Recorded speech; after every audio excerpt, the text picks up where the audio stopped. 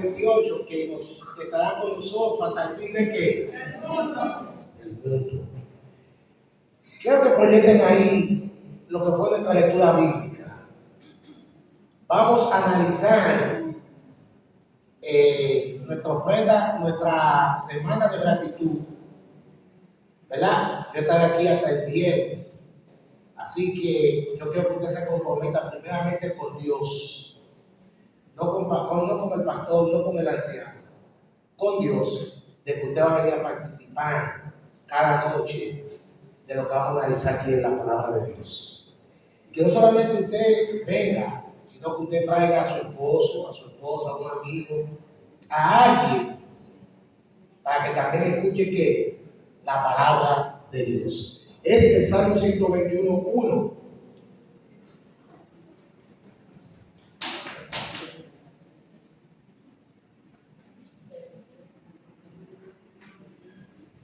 Salmo 121:1. Si lo ponen grande, mejor, para que todo el mundo lo lea. Vamos a leer. Ese va a ser el tema de esta.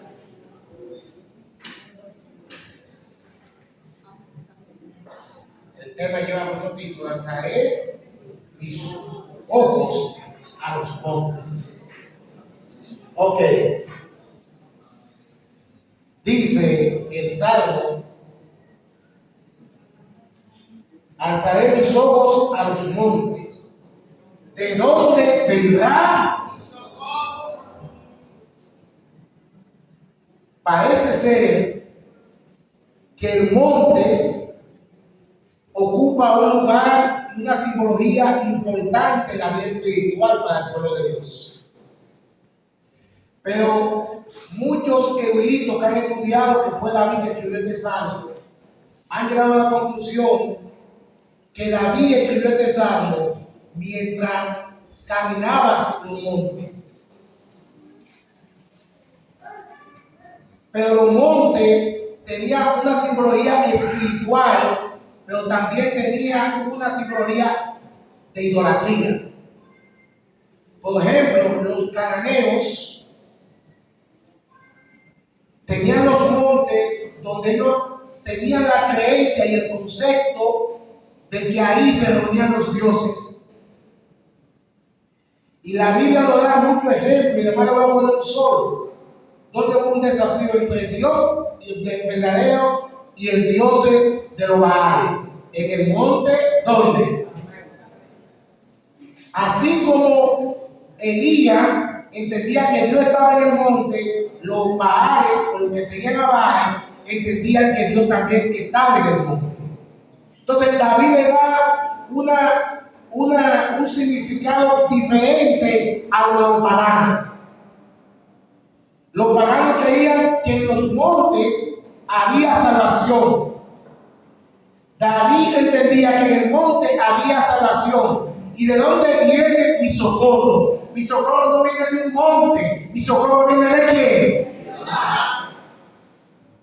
David le está diciendo a su época que la salvación no viene de un pedazo de tierra, ni de una montaña, ni de un monumento, sino que el socorro viene de Jehová, que viene de allá arriba.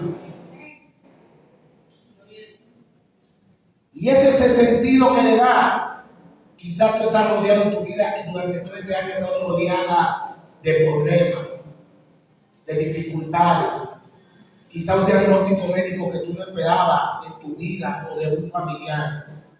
Pero yo tengo para decirte que cuando el monte se rodea y hay muchas cosas alrededor, tu socorro viene de Jehová. ¿Quiere que te lo diga con la Biblia? Jesús está caminando sobre el mar, no sobre el mar. Está mal traducida esa palabra, es un lago, no es un mar. Jesús caminó sobre un lago, no un mar. Y Jesús está caminando sobre el lago. Y Pedro dice: si eres tú, dime que yo vaya. Pedro va y se hunde. Y Pedro se desconcentra y pierde la mitad de Jesús y se hunde. ¿Qué dijo Jesús? ¿Qué dijo Pedro? Sálvame.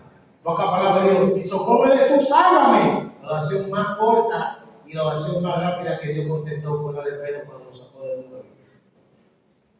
Entonces, cuando estamos hundidos en el mar, uno que va a poner en el lago, donde quiera, Dios siempre te va, si tú clamas a Él, Dios siempre te va a socorrer. Y eso pasa con el monte. Los montes tienen mucho significado.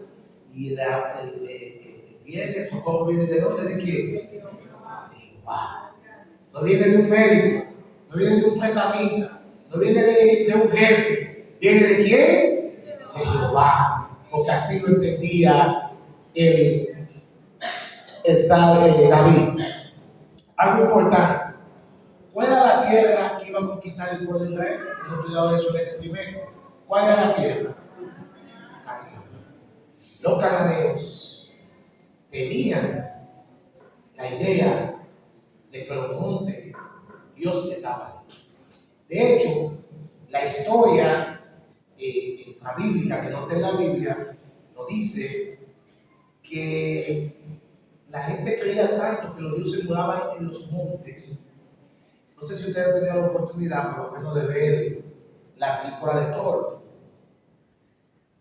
He hecho una o dos películas, donde es un monstruo que sale vestido de tierra, como con vegetales, como de la montaña. Y este monstruo, en Noruega, se está construyendo un túnel y están afectando un monte donde mora el rey de las montañas. Y ese monstruo sale de la montaña y destruye a los guardias, destruye a todo el mundo. Aún en la actualidad, la gente entiende que detrás de los montes hay salvación. Y no hay que irse muy lejos. Los muros caídos de Jerusalén reciben millones y millones de visitas al mundo, donde estaba el viejo templo que fue destruido. Ahí algunos judíos ortodoxos se pegan la cabeza ahí pidiéndole perdón a Dios, y mucha gente va a esos montes. Pero nosotros sabemos que ya no hay que ir a Jerusalén, ya no hay que ir a ningún monte. ¿De dónde viene nuestro socorro? De Jehová. Vamos a hacer con la Biblia algún panorama de algunos montes importantes y qué representan para que usted vea lo importante. Cuando la Biblia menciona mucho una cosa, es porque Dios quiere llamar nuestra atención, para que nos arrepintamos y para que volvamos a Él. Y si estamos bien espiritualmente, nos fortalezcamos. Vamos a ver algunos montes que menciona la Biblia.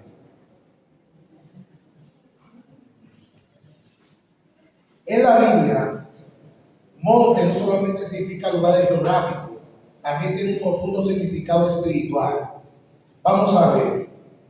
¿Cuántos se acuerdan del monte Ararat? ¿La verdad? Génesis capítulo 18. ¿Saben qué significa eso? Nuevo comienzo y esperanza. ¿Qué significa? Nuevo comienzo y esperanza. Y ese monte existe todavía. Y ahí posó el arca. Y significa nuevo comienzo, nueva esperanza. ¿Por qué un nuevo comienzo? Porque Dios vio que la maldad era mucha en la tierra y decidió acabar con esa generación. Había un nuevo comienzo, había una nueva esperanza. ¿Dónde se concretiza un nuevo comienzo? Dios destruye una generación y empieza a salir una simiente a través de ese, donde vendría el Mesías. Una nueva esperanza, porque Dios prometió a través del pacto del arcoíris una esperanza de que el mundo iba a ser destruido por agua como lo destruyó. Y la esperanza que a través de la simiente vendría otra vez Mesías, y tenía una doble simbología, porque tanto genética como generacional como espiritual, porque vendría el Mesías. Por eso Jesucristo dijo: y la venida mía será como en los días de Noé, comiendo y bebiendo. Hay una nueva esperanza porque vino un Mesías. Ahora hay una nueva esperanza con un arca de salvación. Y esa arca es Cristo Jesús. Donde todos pueden venir, porque la salvación es como gratis, aunque tuvo un costo alto. La salvación Dios te lo ofrece a ti. Pero hay algo importante. Para tener nueva esperanza, como el arca se subió en ese monte, tú tienes que aceptar ese regalo que Dios te está dando. Porque Cristo vino como un regalo especial para el pueblo de Israel. Dice Juan en el capítulo 1, a lo suyo vino, lo rechazaron. Hay que aceptar el plan de salvación para nuestra vida. ¿Qué otro monte famoso? El monte Sinaí, que significa en hebreo, monte Sinaí. Dios entregó los 10 mandamientos ¿a quién? A Moisés. Allí fue que Dios entregó los 10 mandamientos a su ley, a su pueblo, su ley. Acuérdate del sábado. No matarás, no robarás. Y que se acordara de lo que Dios ya había hecho anteriormente. No era que no había ley. Antes había ley. De hecho, los patriarcas guardaban la ley. ¿Cómo lo sabemos? Vamos a poner un caso, hay muchos casos. De hecho, los paganos sabían de la ley de Dios. Porque cuando Abraham habló mentira y dijo que esa era su hermana, el rey dijo: ¿por qué me ha hecho esta cosa tan mal contra mí? Diciendo que es tu hermana, siendo ella tu esposa. Si el rey pagano sabía que adulterar era que pecado. José, cuando la mujer de Potifar se le ofrece, ¿qué le dice José? ¿Cómo te caía yo contra Dios?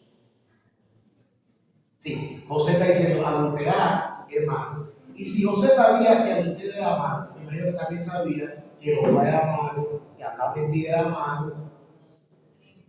Todo tenía la ley. Entonces, ¿significa qué? ¿Qué significa? Significa revelación y pacto. El monte Sinaí significa revelación y pacto. Ahí se reveló Jehová. ¿Y quién fue que escribió la ley de Dios? ¿Quién fue que escribió la ley de Dios? Una pregunta para la iglesia. ¿Pero cuál es de él? ¿Cuál de él? El Padre, el Hijo y el Espíritu Santo. ¿Cuál de los dos fue que escribió? El Padre. Dice la Biblia que fue el dedo de Dios que lo escribió. Vamos a ver quién es el dedo de Dios. Alguien que busque rápidamente Lucas 11:20. O si lo puede proyectar aquí, para ustedes vean quién fue que escribió la ley de Dios ese día. En ese día de revelación y pacto, para que ustedes vean que los tres que estaban ahí. Acá nosotros decimos Dios, tal vez usted diga Dios, porque los Dios son los tres. Lucas 11:20. Si lo puede poner aquí. Se fue la luz, ok. Búsquenlo ahí, para que ustedes vean quién es el Espíritu de Dios. Díganlo, hermano. Pero si por el dedo de Dios echó fuera los demonios, ciertamente el reino de Dios ha llegado a vosotros. Lucas 11:20.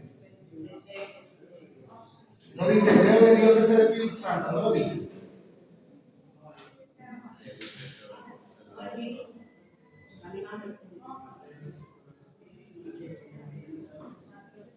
Ok. Yo le busco la cita antes de ir. Entonces, ¿qué significa el pacto Sinaí?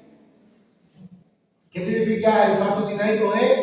Pacto y qué? Y revelación. Dios se reveló en ese mundo. Y hizo un pacto con su pueblo. Otro monte. Recuerda que estamos en Salmo 121, versículo 1. Estamos hablando de los montes. Monte número 3, el monte de Sion. ¿Qué le recuerda ese monte? Salmo 48 y Hebreo 12, 2, 22. Dice, significa presencia de Dios y reino interno. Simboliza Jerusalén, el pueblo de Dios y la igualdad espiritual de quién? Del Señor. Es decir, el monte de Sión. Cuando dice voy al monte de Sión, yo voy a encontrarme con Dios. Y aunque hoy nosotros no tenemos un monte de Sión, ¿cuál es nuestro monte de Sión hoy en día? Aquí. Aquí usted debe encontrarse en la presencia de Dios.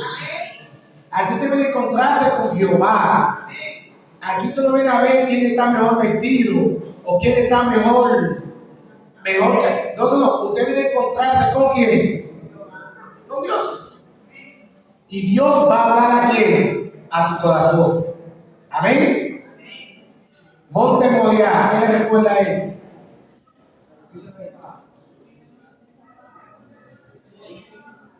Ahí fue que Abraham sacrificó o intentó sacrificar a Isaac.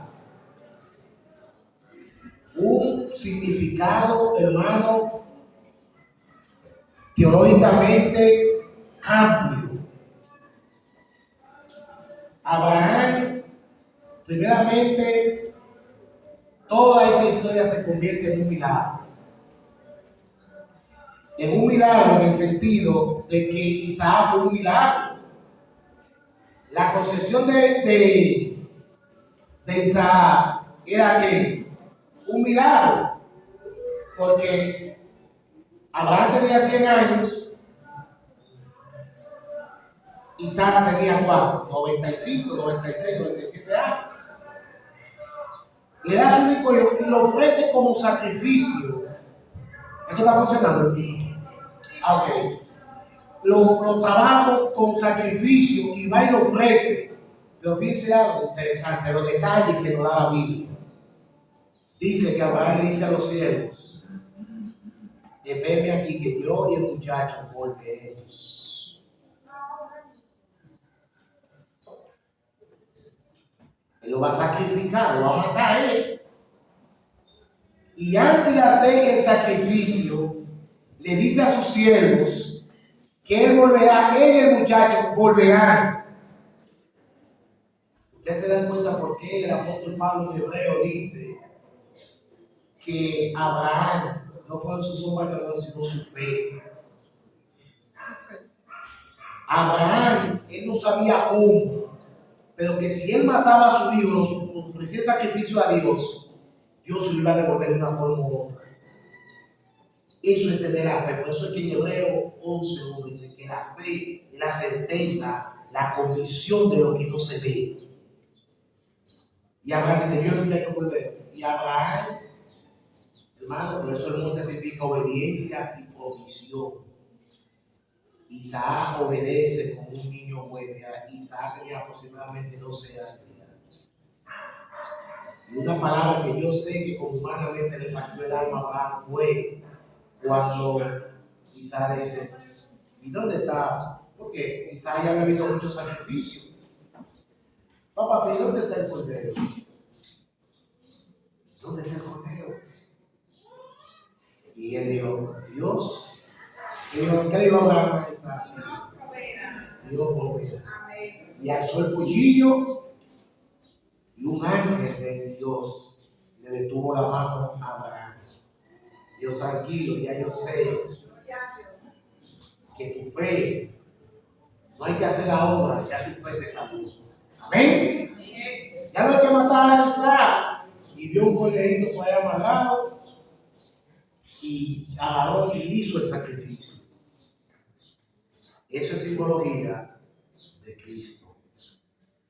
La diferencia es que en Cristo no hubo una mano del cielo que detuviera la muerte de Cristo. Cristo tuvo que morir. Isaac no tuvo que morir. Cristo sí tuvo que morir. ¿Por qué Cristo tuvo que morir? Porque con la muerte de Cristo se tenía que pagar un precio que Adán perdió de vuelta de Dios, que fue que Dios le dio vida eterna. Eclesiastés capítulo 3 versículo 11 dice que Dios puso en el hombre eternidad en su corazón. Si Dios hizo al hombre eterno, claro, condicionalmente, hasta que obedeciera, porque la criatura tiene vida eterna en sí misma hasta que se mantengan fieles. Dice Ezequiel capítulo 28 que Lucifer fue perfecto hasta que el día que se encontró. Adán fue perfecto y Eva hasta el día que decía, el día que encontraron, ya donde se detuvo. Lo único que tiene vida eterna en sí mismo es Dios el Padre, Dios el Hijo y Dios el Espíritu Santo. Después nadie tiene vida eterna. Y aunque Cristo no usó su poder divino, muchas veces Cristo habló con Dios. En un momento Cristo dijo, yo doy mi vida, la pongo, la quito, la pongo para acá, la pongo para acá. Solamente Dios puede hacer eso. Y Cristo murió en la cruz del Calvario y pagó el precio de la segunda muerte, que es la muerte de la perdición. ¿Ahora usted entiende por qué Cristo clamó en la cruz? Padre, ¿por qué me ha abandonado? Porque Cristo, y Pedro dice que bajó a las prisiones eternas donde estaban los demonios, porque Cristo arrebató con su muerte al diablo. Por eso Cristo dice que le quitó potestad, que tenía el imperio de la muerte, el diablo. Cristo arrebató un imperio. Dice el apóstol Pablo que la muerte reinó y el pecado reinó. Y Cristo le arrebató la muerte eterna con su muerte y la sustituyó para vida eterna. Por eso dice San Juan 14:6 que yo soy el camino, la verdad y la vida. Nadie viene al Padre porque yo fui que vencí. Eso dice Apocalipsis, que eres el primogénito de todos los muertos. Pero no de la muerte, porque él no fue el primero que resucitó, sino que Cristo es el primero que sale victorioso, el único que salió victorioso de la segunda muerte. Ahora nos la da a nosotros como un regalo. Entonces, ¿qué significa el monte de Moriah? El monte Carmelo. ¿Sabes que una vez estaba predicando este tema en una iglesia? Y salió una pregunta media curiosa, pero a la vez como buena y válida. Desde un hermano dice, hermano, si había 3 años de sequía y medio, ¿de dónde sacaron la gente el agua que le echaban al sacrificio? Si había 3 años y medio de sequía, no había agua por ningún lado. Por eso, nosotros no podemos hacer un texto bíblico o una doctrina, sino que tenemos que investigar. Cerca del monte Carmelo estaba el mar. Y el mar, que está cerca de ese monte, no tenía agua asequible para ser potable. Pero sí existía el mar, porque por más sequía que haya, el mar no se secó. Se secaba la fuente de agua para los animales, que es el agua potable que puede beber, pero el mar no se secó. El monte Carmelo, donde Elías derrotó a los profetas de quién? En un monte. Una guerra hubo. Ellos creían en el monte Carmelo como el Dios de los dioses, los Baales. Y Dios demostró que Él es el Dios de Israel, el Dios fiel y verdadero. ¿Cuántos dicen amén? Amén. Y ahí lo derrotó. Y ustedes saben bien la historia. Pero lamentablemente el pueblo no, por más que Dios hizo milagros, el pueblo no captó el mensaje de Dios. Porque dice, decidí hoy, ¿a quién decidí? ¿A Dios o a Baal? No se pronunció el pueblo ni a favor ni en contra. Y eso llevó a que Elías llegara a cierta depresión. El monte significa que Jehová es el Dios verdadero. ¿Cuántos creen que estamos dando al Dios verdadero? Tú tienes que estar seguro de que tú estás dando en el monte correcto. Porque hay muchos que están dando en un monte que creen que es correcto y es todo incorrecto. ¿Cuántos se recuerdan del monte Hermón? Salmo 133:3 dice, significa bendición y unidad. Vamos a cambiar la palabra monte como iglesia. ¿Dónde usted viene a encontrar su bendición? Aquí. Aquí. En la casa de Dios es que usted viene a buscar la bendición del Papá Dios y del Espíritu Santo. Yo le voy a decir esto. Si a usted le dicen hoy sábado 12 de diciembre, le dicen a usted va a tener un encuentro con el presidente de la República. Pero ese encuentro que usted va a tener con el presidente de la República, usted va a tener 30 minutos contados con un cronómetro ahí. 30 minutos. A los 30 minutos se acabó, usted está con el presidente. En esos 30 minutos, ¿cuántas cosas usted le diría al presidente? Que una beca para mi hijo, que un apartamento que no tengo casa, que una visa para viajar, si su sueño es viajar, que usted le pediría muchas cosas. Bueno, ahora vamos a trasladar eso que yo he dicho a nuestro encuentro con Dios aquí en su iglesia. Dios, el Espíritu Santo está al lado de usted. Aproveche, pídale al Señor. Jesucristo dice: buscar y hallaréis, buscar y pedir. Aproveche que la presencia de Dios está en su vida y pídale a usted, a Dios, todo lo que quiera pedirle a Dios, que Dios siempre le va a dar, mucho mejor que un presidente, porque Dios da lo que conviene. Otro monte, un monte muy famoso que menciona Mateo 24 y Hechos, que significa oración, sufrimiento y esperanza futura. Jesús allí antes de la crucifixión y de allá ascendió al cielo, el monte de los olivos. Allí fue que Cristo en Mateo 24 puso el ejemplo de la doble profecía. Porque Mateo 24 tiene un doble cumplimiento. Se cumplió en el año 70 y se va a cumplir para el tiempo final en la cual nosotros estamos viviendo. Allí fue, en ese monte, fue que Cristo ascendió al cielo. Hechos capítulo 1, cuando los discípulos y los así como usted lo veréis.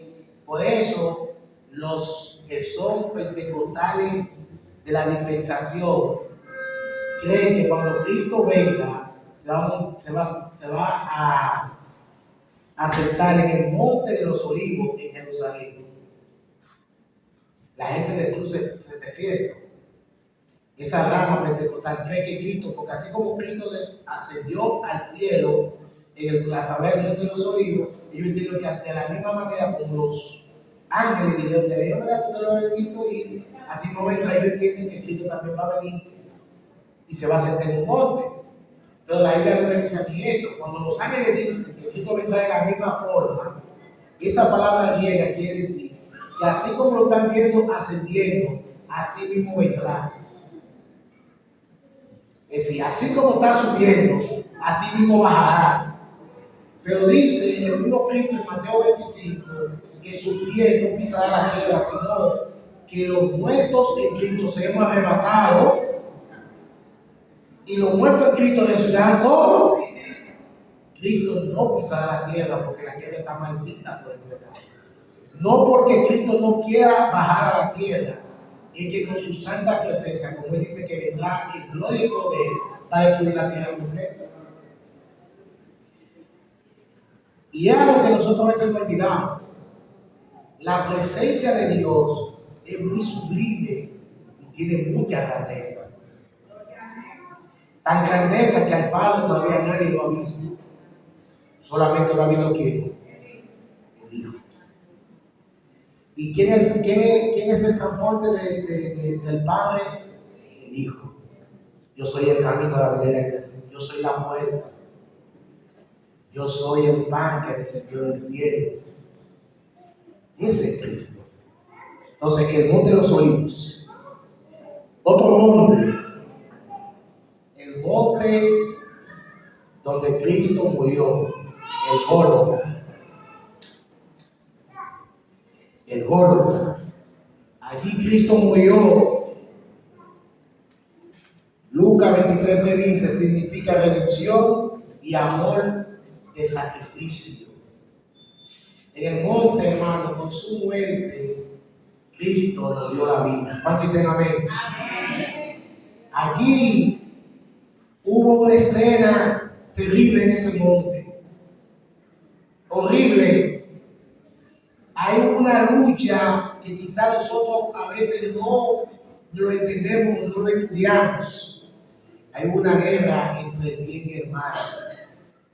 Ahí había una guerra, hermano, donde se decidía si el hombre iba a vivir eternamente o el mundo iba a seguir bajo el poder de Satanás. Porque cuando Satanás fue expulsado del cielo, Satanás necesitaba un lugar para contrarrestar el reino de Dios. Y logró vencer a Adán y a Eva. Por eso Cristo dice que Satanás es el príncipe de este mundo. Y en Lucas capítulo 4 y en Mateo 4, una de las tentaciones que Satanás le hace a Cristo es: si tú te postres y me adoras, yo te voy a dar todos los reinos de este mundo. Si Cristo lo menciona como príncipe y él le ofrece todos los reinos de este mundo, es porque su mundo, el mundo estaba bajo el yugo de Satanás. Porque al vencer a Adán era el representante de este mundo, de Dios en este mundo. Por eso Dios le dio dominio, le dio poder, le dio el dominio de poder contra los animales, de señorear, de ser. Pero Adán representaba el bien de Dios. Entonces Satanás derrotar a Adán. Entonces ese puesto que Dios le dio a Adán, pues Satanás lo ocupó. Otra base bíblica de esto, Job capítulo 1. Van todos los representantes de todos los mundos. ¿Y quién lleva a ese concilio? ¿Quién es que Satanás? ¿Quién era que tenía que ir a ese concilio? Adán. Pero ya Satanás lo había derrotado. Entonces en el monte Carmelo hay una guerra. Satanás, hermano, hizo desde Getsemaní, Satanás hizo todo su poder para que Cristo no llegara al monte Gólgota, para que no llegara a la cruz. ¿Saben por qué? Y a veces he escuchado a otras personas predicando eso, basado en Hebreos capítulo 4, donde dice, he escuchado muchos predicadores decir que Cristo estaba pidiéndole al Padre que lo librara de la muerte de la cruz. Y eso es imposible, porque ahí la Biblia dice que ese plan fue concordado, fue diseñado antes de la fundación del mundo. Si Cristo sabía que tenía que morir, si Cristo no estaba pidiendo que lo librara de esa muerte, Cristo lo que estaba pidiendo era que el diablo no lo matara en ese momento. ¿Usted quiere saber? Cuando Pedro le dijo a Jesús: mira, pídele a Dios que no te acontezca tal cosa. ¿Cómo lo reprendió Jesús? Apártate de mí. Cuando Satanás, volvemos otra vez a Mateo 4 y Lucas 4, una de las tentaciones de Cristo, de Satanás, Cristo fue: te voy a dar toda esta cosa para que tú no mueras en la cruz. Te voy a dar todos los mundos del reino, te voy a dar un mundo placentero para que tú no tengas que morir en la cruz. ¿Sabes por qué? Porque la muerte, dos cosas importantes, la muerte de Cristo. Número uno, Cristo le devolvió la vida eterna a nosotros. Amén. Pero también le puso la muerte eterna a Satanás y a sus ángeles. Ya no había esperanza para él. Por eso Satanás quería seguir siendo Señor y Jesús lo derrota en la cruz del Calvario. Por eso le da vinagre. Le dice: si eres hijo de Dios, bájate de ahí. Usa a uno de los ladrones el mal para que, mira, sálvate tú mismo. Tú decías que no eres el Salvador y destruir el templo en 3 días. Sálvate, todas esas cosas para que Cristo que se desenfocara de la misión que vino fue que a salvar. Y gloria a Dios que Cristo murió y al tercer día resucitó. Y hubo un gozo, porque dice la palabra de Dios que cuando Cristo resucitó, tuvo 40 días con sus discípulos, enseñándole. Pero también, fueron 40 días, pero en realidad Cristo duró 50 días aquí en la tierra. Fueron 50 días. Los 10 días que Cristo tuvo después, yo puedo venir otro día que no sea una semana de gratitud y puedo predicar un sermón de eso. ¿Qué hizo Cristo durante esos 10 días? Porque no fueron 40, fueron 50. Porque 50 se derramó el Pentecostés. Pero ya Cristo estaba en el cielo. Y cuando dice la cena del Señor en el deseo de toda la gente, creo que en el penúltimo texto, que cuando Cristo llega al cielo, Apocalipsis 4:5, que ven a su gobernante, que ven a su Señor, que tenía 33 años y medio que no lo veían en el cielo, todo el mundo se forma. Se dice la cena del Señor que Cristo manda a todo el mundo a detener la fanfarria, la sinfonía, la música y todas las cosas. Ahí están los 7 espíritus, dice Apocalipsis 4, están los 24 ancianos, que son los representantes del mundo no caído, están ahí. Padre, yo quiero que tú apruebes mi sacrificio. Entonces el Padre acepta el sacrificio de Cristo. Entonces, cuando acepta el sacrificio de Dios, dice el Salmo 24. ¿Cómo dice el Salmo 24? No, perdón. Entrar por su puerta, ese salvo, y allá en el cielo. Y entonces ahí se siente el gozo, el sacrificio de Cristo es aceptado. El cielo se llena de gozo. Entonces los 7 espíritus que representan el Espíritu de Dios bajan a la tierra. Entonces en Hechos 2 se derrama el Espíritu Santo. A ustedes ven por qué Pedro dice, está tan convencido de decir, no hay otro nombre. Hechos capítulo 4, versículo 12. No hay otro nombre dado a los hombres, no hay nadie. Porque ya Pedro está seguro que el sacrificio de Cristo fue aceptado en el cielo y que el Espíritu Santo se derramó en ellos. Vamos a predicar el Evangelio para que Cristo venga por nosotros. ¿Qué es el significado de otro? ¿Qué es el significado? Claro que sí. Allí Cristo murió. ¿Saben qué? Tú y yo debemos estar en ese momento. Y Cristo dijo, no, ni él, ni tu hermano, Alberto, ninguno de los que están aquí, va a estar, soy yo que voy a estar ahí a morir por él. La gente se peleará, porque no aceptó el que tiene el virus, el que tiene el antídoto contra el pecado, el que tiene el pasaporte. Por eso Jesús dijo, el que me rechaza a mí, rechaza al Padre. Porque muchos rechazaron a Cristo, pero querían aceptar al Padre. Jesús dijo, el Padre y yo somos uno solo. Si me rechaza a mí, también rechaza a mi Padre.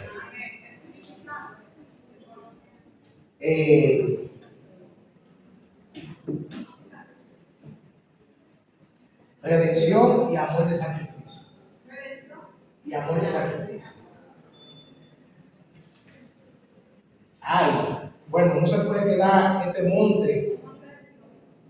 No se puede quedar en este monte donde vivo la gracia divina y que el cielo nos dé plazo a nosotros como pecadores, que nosotros también tenemos que hacer el cielo. El monte de la transfiguración. El monte de la transfiguración significa gloria divina. Allí Cristo se lleva a Juan, a Santiago y a Pedro. Y Jesús está orando. Y de repente baja Elías y baja Moisés. Elías representa a los que van a ser arrebatados con Cristo cuando Cristo venga por segunda vez. Y Moisés representa a los que mueran en Cristo, porque Moisés murió y Jesús lo resucitó. Elías se fue con vivo en un carro de fuego. Los dos representan. ¿Qué bajaron ellos a hablar? La misma Biblia lo explica. Humanamente Cristo necesitaba algo. Y ellos lo representan, esa dos clases de salvados. Y Pedro se emocionó tanto con esa gloria divina que vio, que dijo, vamos a hacer derramar, Señor. ¿Alguien le dijo una derramada de judíos? Eran como 3 sinagogas. Pedro está pensando terrenalmente cuando Dios se está manifestando en una gloria divina. Vamos a hacerle tierra, porque si hacemos tierra aquí, esto va a ser algo glorioso. La gente va a subir este monte, va a tener la mente de los paganos. Si hacemos tierra y decimos que aquí se apareció Elías, imagínense lo que significaba Elías para el pueblo de Israel. Imagínense lo que significaba el pueblo de Moisés para el pueblo de Israel. Con tierra y Jesús, ellos tres, eso va a ser un monte de oración tremendo. Pero Pedro tenía su mente en un monte terrenal. Yo tenía su mente en un monte de la gloria que divina. Pero nosotros tenemos una mente muy terrenal. Y Dios quiere cambiar nuestra mente por una mente de gloria y divina. Entonces significa gloria divina.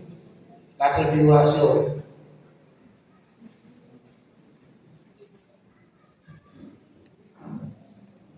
Hay más montes, pero aquí yo voy a cerrar porque son las 12. ¿Qué significa eso, hermano? Miren, Salmo 121:1. Alzaré mis ojos a los montes. Pero David no miraba a los montes literales que estaban a su alrededor, sino que veía el monte de gloria divina que venía de Jehová.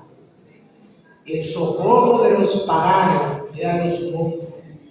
El socorro de David era Jehová. ¿Cuántos dicen amén? Amén.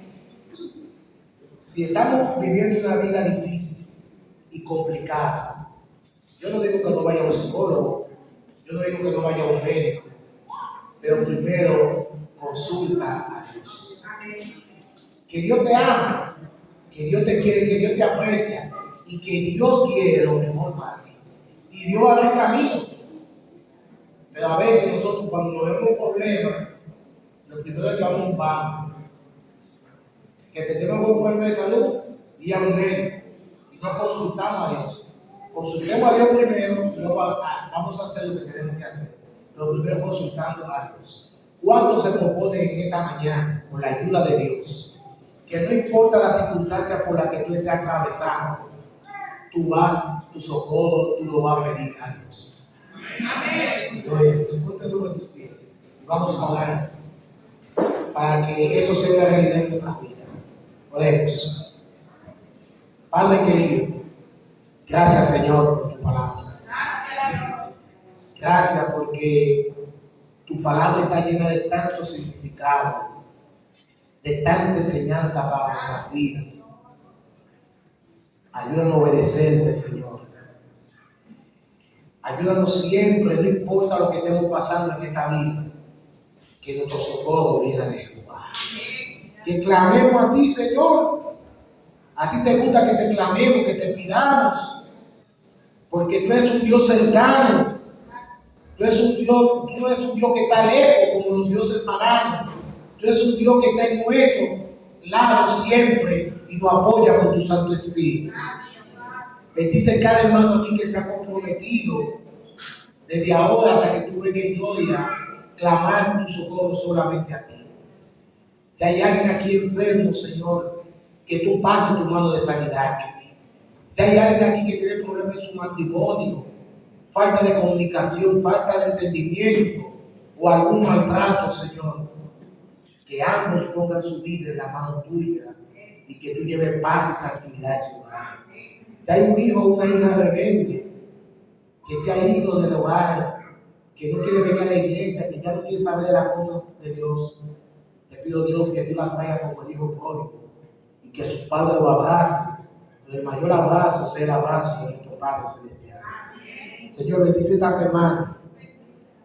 Danos vida y salud y protección. Y que tu nombre sea exaltado durante toda esta semana. Bendice al pastor junto con el gente de esta iglesia y este distrito. Que esta semana sea de bendición hasta que tú vengas. En el nombre de Jesús.